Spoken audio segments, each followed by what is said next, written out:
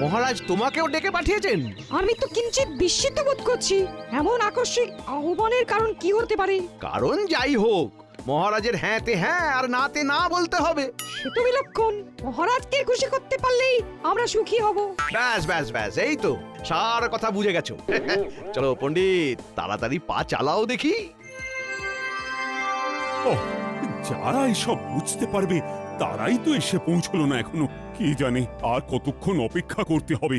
এই তো আমরা এসে গেছি মহারাজ। আমাদের এখানে কি করতে হবে সেটা বলুন। শোনো, আমি স্বপ্ন দেখেছি যে খুব তাড়াতাড়ি আমি রাজাধিরাজ উপাধি পাবো। তাই মন্ত্রী আর পণ্ডিত তোমাদের নিয়ে একসাথে বসে আমি আমার স্থাবর অস্থাবর সম্পত্তির পরিমাণ কত সেটা ভালো করে জেনে নিতে চাইছি। সে তো জানতেই হবে মহারাজ, আপনি রাজাধিরাজ হবেন বলে কথা। আপনার সম্পত্তির বহর শুনেই তো অন্য রাজাদের ঘুম উড়ে যাবে। তাই চটপট সব দেখে একটা পরিমাপ করো দেখি। কিন্তু এই বিষয়ে তড়িঘড়ি করা কি সমীচীন হবে মহারাজ? জটিল হিসাব যে সময় সাপেক্ষ। হ্যাঁ, সময় লাগবে বলছো? না না, হিসাব তো সব করাই আছে, শুধু একটু চোখ বুলিয়ে নিলেই হবে। হ্যাঁ, মানে তাহলে তো হয়েই গেল। আর দেরি হবে না, তৎক্ষণাৎ হয়ে যাবে। হয়ে যাবে না, বলো হয়ে গেছে। কোষাগারে সঞ্চিত আছে শত সহস্র মোহর, রাজস্ব বাবদ আরো 5 সহস্র মোহর এই আদায় হলো বলে।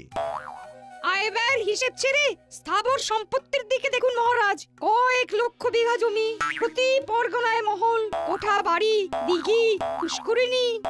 তাই নাকি? তাই নাকি?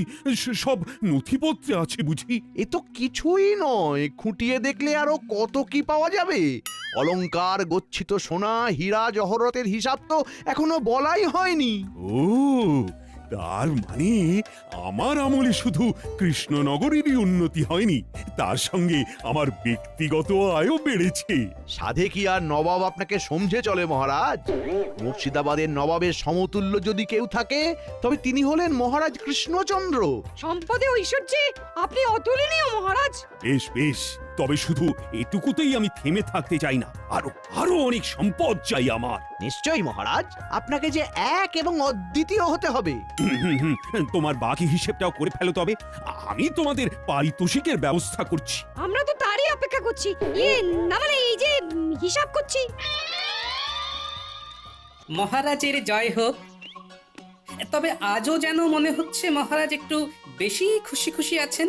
কোনো সুসংবাদ আছে বুঝি? সংবাদ নয় গোপাল, বলো ঘোষণা। বেশ তো, কি ঘোষণা করবেন করুন মহারাজ। আমরাও না হয় আমাদের কর্ণযুগল সার্থক করি। ওহ, গোপালের তো দেখছি মুখ দিয়ে ভাষার ফুলঝুরি ছুটছে। পণ্ডিতের টোলে নাম লিখিয়েছে বুঝি? সে যাই হোক, তবে একবার মহারাজের ঘোষণা শুনলেই সব ছোটাছুটি বন্ধ হয়ে যাবে। শোনো সবাই, আমি ঘোষণা করছি, শুধু বাহুবলে নয়, অর্থ বলেও আমি এখন নবাবকে টক্কর দিতে পারি। তাই নবাবের চোখ রাঙানিকে আর ভয় করব না। সে কি? এ আবার কেমন কথা? না না মহারাজ, নবাবকে একটু সামজে না চললে যে বিপদ হতে পারে। হ্যাঁ, কিচ্ছু হবে না, মহারাজ এখন নবাবের চোখে চোখ রেখে কথা বলতে পারেন। প্রয়োজন পড়লে পড়শি রাজ্য আক্রমণও করব আমি। মহারাজ যেন আজ একটু বেশি সাহসী হয়ে যাচ্ছেন।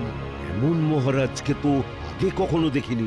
বলছিলাম কি মহারাজ, এতটা বাড়াবাড়ি না করাই ভালো। যার যতটুকু আছে তাই নিয়েই খুশি থাকা উচিত। মহারাজ যা ভালো বুঝেছেন তাই স্থির করেছেন, তোমাকে আর ওই বেশি জ্ঞান দিতে হবে না। সত্য সব বিষয়ে ফোড়ন না কাটলে যেন গোপালের ভাত হজম হয় না। আসলে মহারাজের বারবারন্ত শুনে গোপালের চোখ টাটাচ্ছে। গোপালের মতো সর্বহারা আর সম্পদের কি বুঝবে?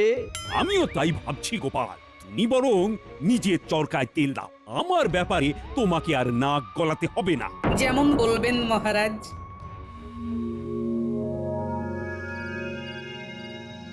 ঠিক হচ্ছে না গিন্নি, ঠিক হচ্ছে না। কি সে ঠিক হচ্ছে না? না না না না না, আমি তো মাথা মুন্ডু কিছুই বুঝতে পারছি না।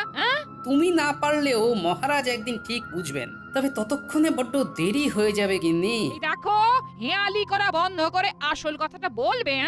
আসল নকল জানি না, তবে মহারাজ তোষামুদেদের পাল্লায় পড়ে ধরাকে একেবারে সরাজ্ঞান করছেন, আর সেটা ধরিয়ে দিতে গেলে দু চার কথা শুনিয়ে দিচ্ছেন। বুঝেছি, তার মানে মহারাজের কাছে তোমার মুখ পুড়েছে। হ্যাঁ, না না, তুমিও তো আমাকে সময় অসময়ে কম অপমান করো না গিন্নি, তাই এসব গা সওয়া হয়ে গেছে। ও, সুযোগ বুঝে ঠিক চিমটিটা কেটে দিলে তবে সময় বুঝে আমি কিন্তু সুদে আসলে ফেরত দেব, তখন টেটটি পাবে। আমি তো ভাবছি মহারাজের কথা, কবে যে মহারাজ নিজের ভুল বুঝতে পারবেন।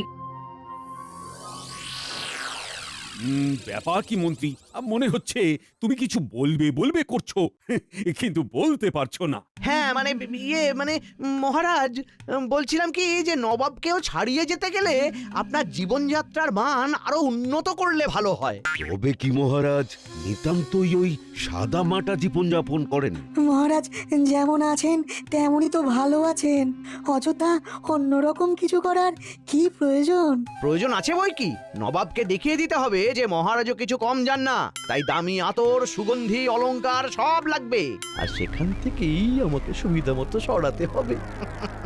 না না না, এটা তুমি মন্দ বলনি মন্ত্রী। হ্যাঁ, যেমন যা ব্যবস্থা করার করো তাহলে। ভেতরে ভেতরে সে কি আর করতে বাকি রেখেছি মহারাজ? কই কে আছো, নিয়ে এসো দেখি। উমা, মহারাজের জন্য কত কি, এইসব না হলেই বা ক্ষতি কি? তুমি থামো সভাকবি, শুধু এখানেই শেষ নয় মহারাজ, আরো আছে। আরো বলো কি? কই কই কই দেখি দেখি দেখি।